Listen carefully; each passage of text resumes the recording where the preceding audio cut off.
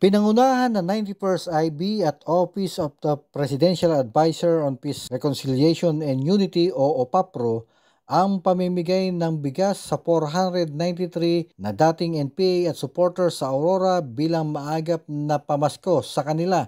Ayon kay 91st IB Commander Lieutenant Colonel Julito Directo Jr., isinagawa ang pamimigay sa loob ng 5 araw mula November 14 hanggang 18 bilang bahagi ng Former Rebels Transformation Program na may layuning mapagtagumpayan ang pagbabalik sa mainstream society at palakasin ang katatagan nito sa pagpapanatili ng Communist Terrorist Group cleared communities.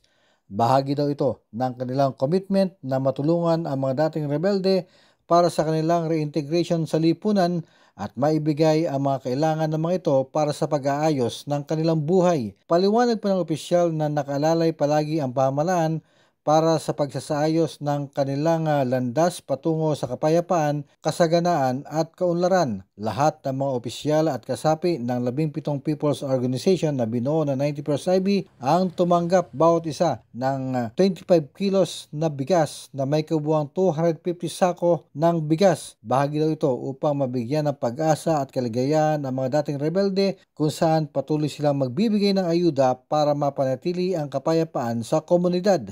Nagpasalamat naman ang mga pangulo ng People's Organization sa 91st IB at OPAPRO sa maagap nilang natanggap na regalo. Ako po si Eddie Taule bilang Pangulo ng Kampil. Nagpapasalamat sa inyong lahat sa tulong ng OPAPRO at ng 91st na kami ay nagkaroon ng pamaskong maagang bigas. Maraming salamat po sa inyong lahat. Masaya daw kasi sila sa kanilang natanggap at mas mainam daw na namumuhay sila ng maayos kasama ang gobyerno na walang tigil na nagbibigay sa kanila ng suporta.